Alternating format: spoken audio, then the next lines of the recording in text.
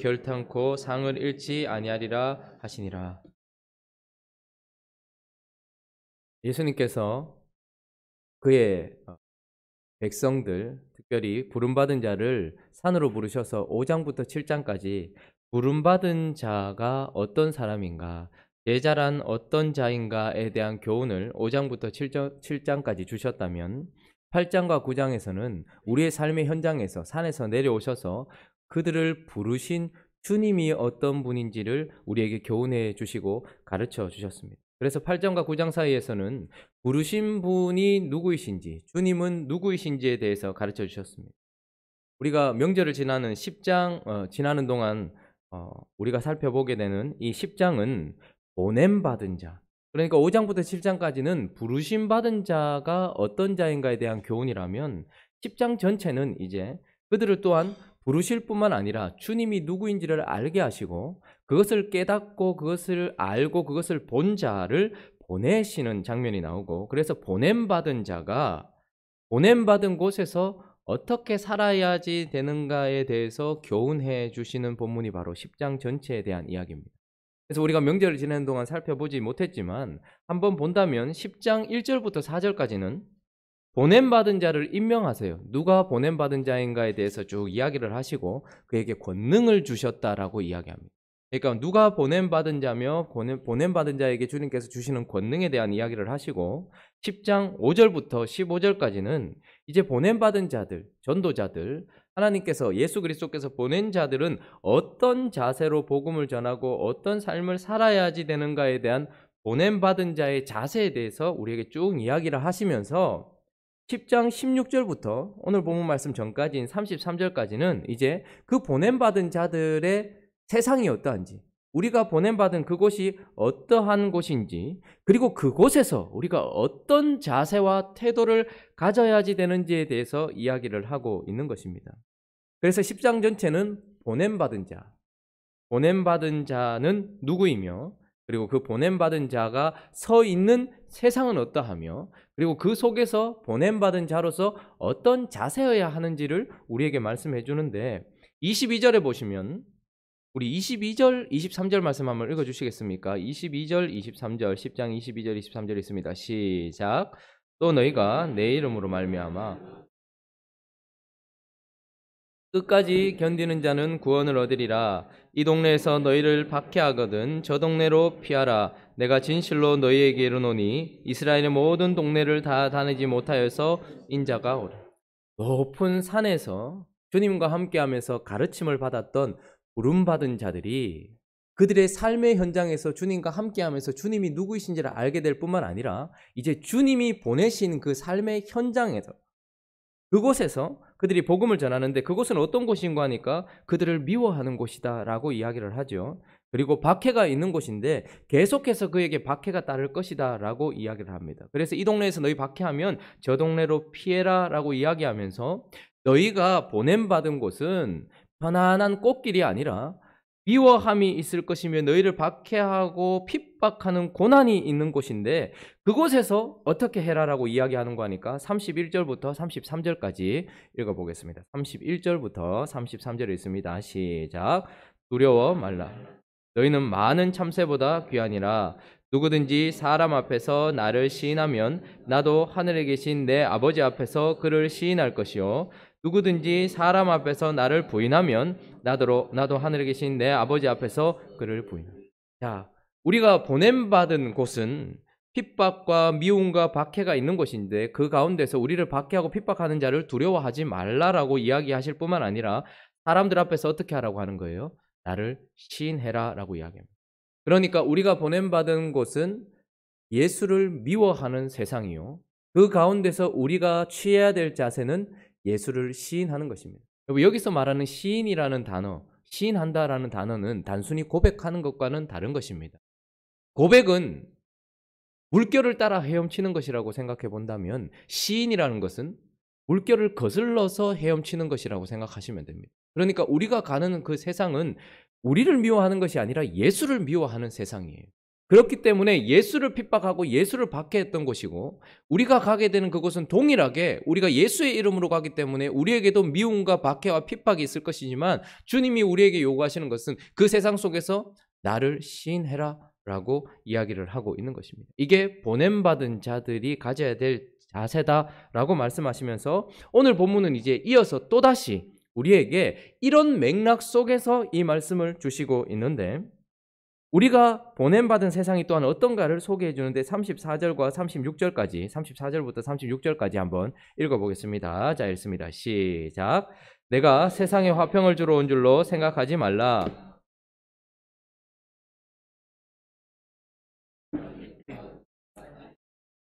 며느리가 시어머니와 불화하게 하려 함이니 사람의 원수가 자비. 19절. 자, 우리가 이 맥락을 제쳐놓은 채 이 본문만 보고 해석을 하면, 우리가 많이 흔히들 이제 예수를 믿으면 믿지 않는 부모님과 불화하게 되고 믿지 않는 식구들과 불화하게 된다, 이렇게 해석을 하면서 우리가 예수 믿으면 집안에서도 박해를 받는다, 이런 식으로 해석하는 본문이기도 합니다. 그러나 이 본문은 34절부터 36절은 보냄받은 자가 서 있는 세상이 어떠한가, 그리고 그곳에서 어떤 자세를 취해야 되는가에 대한 맥락 속에서 나오는 겁니다.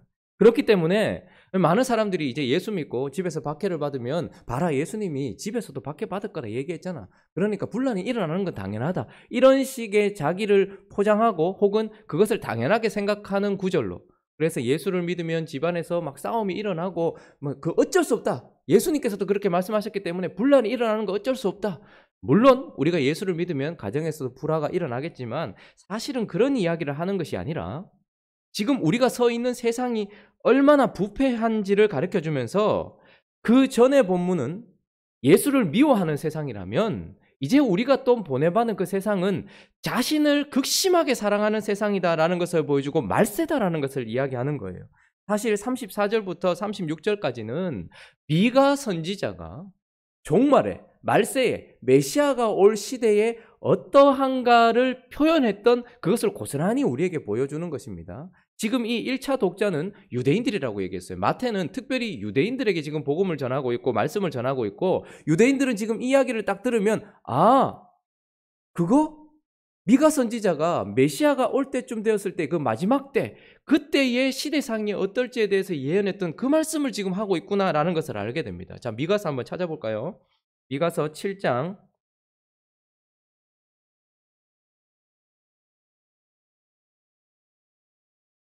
2절부터 6절까지 한번 읽어보겠습니다.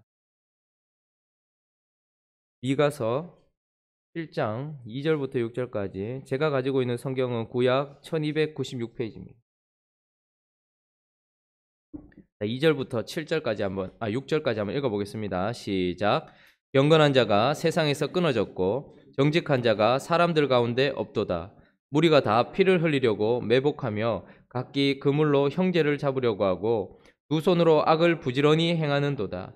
그 지도자와 재판관은 뇌물을 구하며 권세자는 자기 마음의 욕심을 말하며 그들이 서로 결합하니 그들의 가장 선한 자라도 가시 같고 가장 정직한 자라도 찔레 울타리보다 더하도다.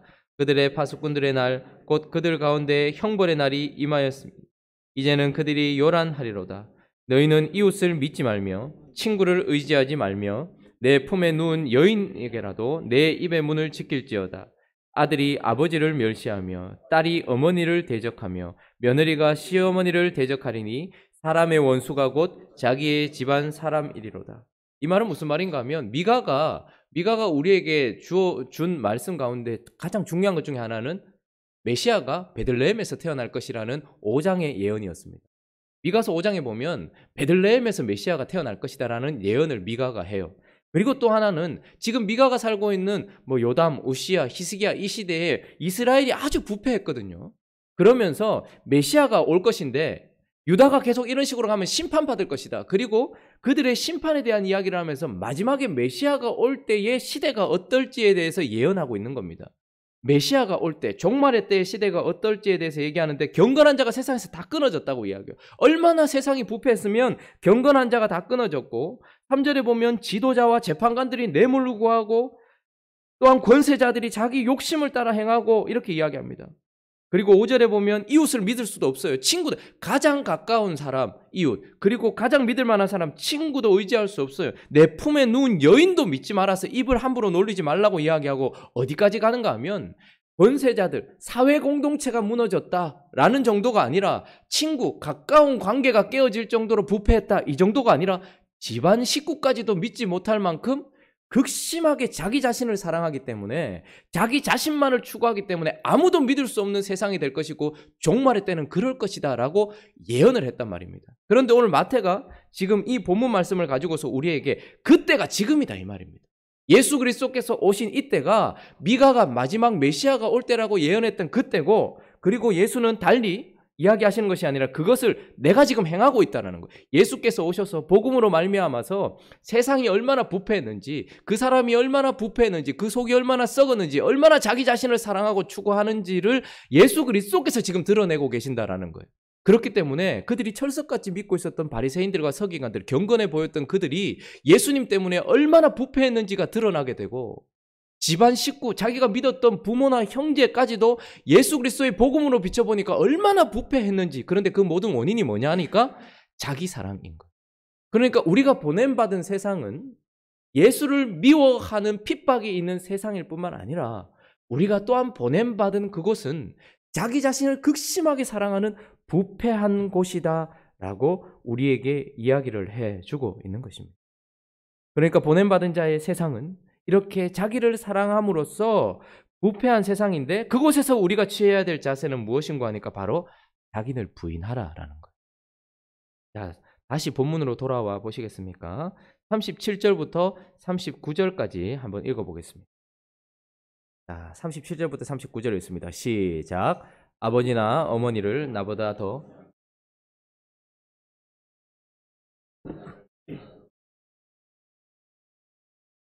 또 자기 십자가를 지고 나를 따르지 않는 자도 내게 합당하지 아니하니라. 자기 목숨을 얻는 자는 잃을 것이요 나를 위하여 자기 목숨을 잃는 자는 얻으리라. 자, 무엇이라고 얘기합니까? 자기를 극심하게 사랑하는, 여러분, 아버지와 아들이 불화하는 있을 수 없는 이미 정해진 질서예요.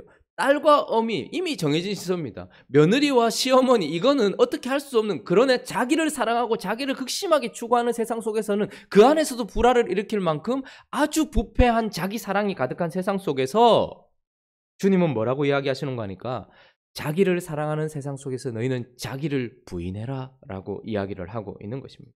아버지나 어머니를 나보다 더 사랑하는 자, 아버지와 어머니는 무엇입니까?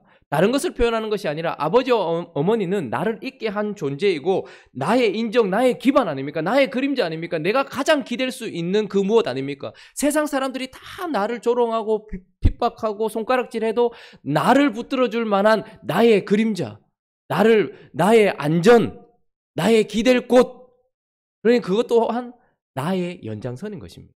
그런데 그런 나의 연장선까지도 부인해야 한다라고 이야기를 하고, 아들이나 딸을 나보다 더 사랑하는 자, 아들이나 딸은 무엇입니까? 나의 또 다른 연장선의 열매인 것입니다. 우리가 자식이 그렇게 소중한 이유는 또 다른 나거든요. 자식은 나와 또 다른 객체가 아니에요. 나의 연장선인 것입니다. 나예요, 나. 그러니까 그 자식이 잘 되면 내가 잘 된 것처럼 좋고, 그 자식이 안 되면 내가 안 된 것처럼 아픈 거예요. 그렇게 자기 자신의 연장선을 부인해야 된다라고 이야기하시면서 자기 십자가를 지고 나를 따르지 않는 자는 내게 합당하지 않다라고 이야기합니다. 그러니까 십자가는 무엇입니까? 고난, 고통, 그걸 표현하는 것도 많습니다. 그러나 십자가는 언제나 죽음을 의미하는 것입니다. 부인을 의미하는 것입니다. 여러분, 자기 아비와 어미를 사랑하는 것이 당연하고 자기 자식을 사랑하는 것이 당연한 것 아닙니까? 나를 추구하는 것이 당연한 것 아닙니까? 자기 목숨을 보호하는 것이 당연한 것 아닙니까? 그러나 보냄받은 자는 자기를 사랑하는 세상 속에서 그것들을 의지하거나 그것들을 자랑하거나 자기 목숨을 추구하지 말아라라고 이야기하면서 자기를 부인하고 자기 십자가를 지고 주님을 쫓으라고 이야기하는, 그래서 나를 부인하고 주님을 쫓으라라고 이야기를 하고 있는 것입니다. 그러니까 10장 전체는 보냄받은 자의 자세를 이야기하면서 보냄받은 자가 살아야 될 세상은, 보냄받은 그곳은 주님을 미워하는 세상이고 그곳에서 주님을 시인하는 삶을 살아야 될 뿐만 아니라 그곳은 자기를 사랑하는 세상 속에서 자기 자신을 부인해야 될 자세로 취해야 될 곳이다 라고 이야기를 하고 있습니다. 시대마다 그리고 나라마다 조금 다르기는 하지만 조금씩 시대가 변하면서 이 두 가지가 함께 교차하지만 많은 경우에는 앞에서 뒤로 흘러가는 경우가 많이 있습니다. 처음 복음을 가지고 있었을 때에 많은 나라에서는 극심한 고난과 핍박을 받았죠. 그래서 예수를 믿는 것 때문에 죽임을 당하기도 한, 그래서 고난과 핍박, 예수를 미워하는 세상 속에서 예수를 시인하다가 죽임을 당하는 일이 참 많았습니다. 그런데 복음이 편만하게 전파되고 그 나라가 조금씩 복음으로 변화되면서 이제 또 다른 곳으로 조금 흘러가는 경향성이 있는데, 그것은 뭐냐면 자기를 사랑하는 세상 속에 있어요. 그래서 극심한 고난이라기보다는 자아 추구가 가득한 세상 속에 있습니다. 그래서 자기를 부인해야 될 세상 속에 있습니다. 어쩌면 지금 우리나라 같은 경우는 두 가지가 다 있는 것 같아요. 우리 머리 위에 있는 북한은 극심한 고난과 핍박이 있는 곳에서 예수를 미워하는 세상 속에서 예수를 시인해야 되는 싸움을 하고 있다면, 지금 우리나라는 어떻게 보면 물론 핍박과 고통과 아픔이 있지만 우리나라는 자아를 추구하고 있는, 지금 우리나라가 K-팝이라든지 문화라든지 기술이라든지 이 모든 것들을 가지고 세상으로 뻗어나가고 있습니다. 우리나라가 지금은 어떠냐 하면 아주 자기를 사랑하는 나라, 자아를 추구하고 있는 나라, 모든 질서가 다 깨진 나라, 극심하게 자아 사랑으로 부패한 나라, 그런 경향성이 있죠. 그 가운데서 우리의 싸움은 또 무엇일까요? 물론 핍박 가운데서 예수를 시인하는 것도 우리의 싸움이겠지만 그 가운데서 자기를 부인하는 싸움이 우리에게 계속해서 주어지고 있다는 거죠. 그게 뭐가 나쁘냐라는 세상 속에서 내 어미와 아비를 주님보다 더 사랑하고, 내 딸과 아들을 주님보다 더 사랑하고, 내 목숨, 여기서 말하는 것은 꼭 육신의 목숨만 얘기하는 것이 아니고 자기가 목숨처럼 여기는 것, 그것이 자신의 권력일 수도 있고 자신의 이미지일 수도 있고 자신의 부일 수도 있고 자신의 명예일 수도 있고, 그 모든 것들을 부인하고 주님을 쫓아오라라고 주님께서 우리에게 말씀하고 있는 것입니다. 우리가 지금 서 있는 곳은 예수를 미워하는 세상이고 자기를 사랑하는 세상입니다. 그 가운데서 우리는 예수를 시인할 뿐만 아니라 자기를 부인해야 하는 그런 부르심에 우리가 서 있다라는 것입니다. 보냄받은 제자는 그러한 삶을 살아야 된다라는 것이죠. 근데 이것이 얼마나 어려운 것입니까? 물결을 거슬러서 헤엄치는 것과 자기를 거슬러서 헤엄치는 것은 정말로 어려운 일입니다. 그런데 주님께서는 이렇게 말씀을 마치시지 않고 우리에게 위로와 격려를 주시면서, 그러나 우리가 얼마나 영광스러운 자인지를 말씀하시는데, 우리는 주님의 대사일 뿐만 아니라 복을 흘려보내는 통로다라고 말씀을 해주시면서 이 10장을 끝내고 있습니다. 자, 40절, 41절 한번 읽어보겠습니다. 시작. 너희를 영접하는 자는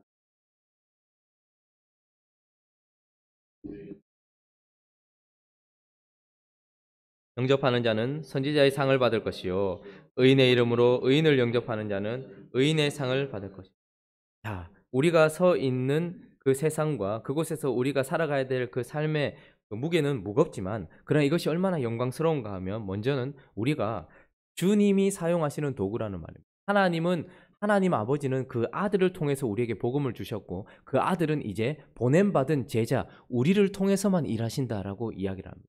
세상에 많은 유익을 줄 수 있지만 하나님은 마치 예수 그리스도를 통해서 일하신 것처럼 예수 그리스도는 우리를 사용하셔서 일하시는, 너희의 길은 험하고 어렵지만 그러나 매우 영광스러운 자리인데, 왜냐하면 너희와 하나님이 긴밀하게 연결되어 있는, 너희는 하나님의 대사다 이 말입니다.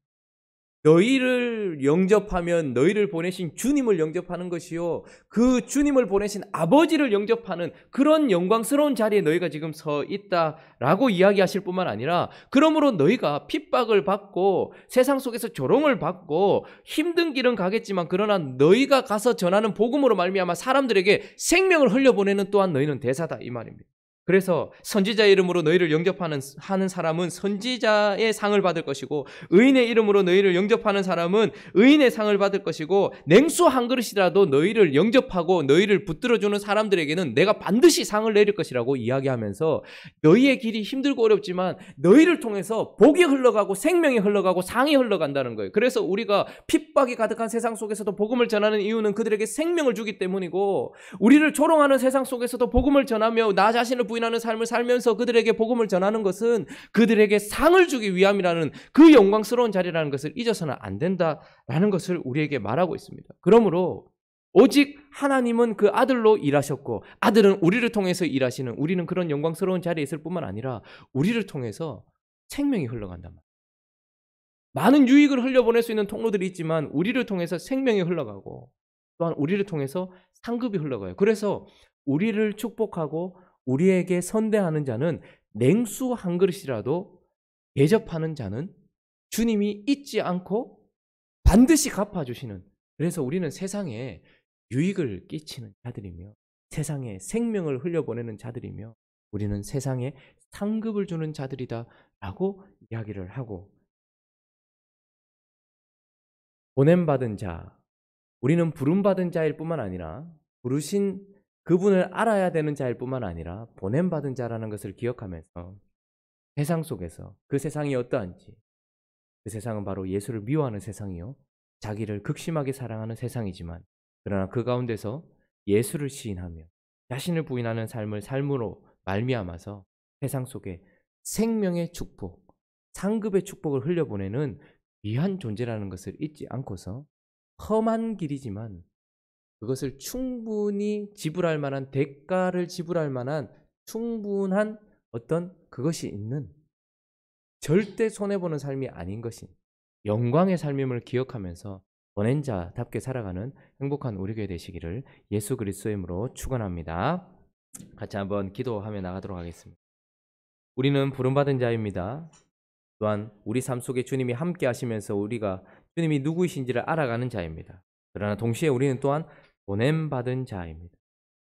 우리가 보내진 세상은 예수를 극심하게 미워하는 곳이요 자기를 극심하게 사랑하는 곳입니다. 그러나 주님은 그 가운데서 세상을 거슬러 헤엄치라고 말하고 자기 자신을 거슬러 헤엄치라고 말하며 주님께 오라고 이야기합니다. 이 영광스러운 부르심에 함께 하면서 주님, 이 복음을 전하는 삶, 보냄받은 자의 삶을 살아가면서 주님의 은혜로 충만하게 채워주시옵시고 우리가 얼마나 선한 일을 하고 있는지 자부심을 가지며 살아가는 우리가 될 수 있게 달라고, 그리고 보냄받은 자답게 살아갈 수 있게 달라고 각자를 위해서 기도하시고 또 자신의 기도 제목들을 가지고 주님 찾으며 나가도록 하겠습니다. 기도하겠습니다. 거룩하신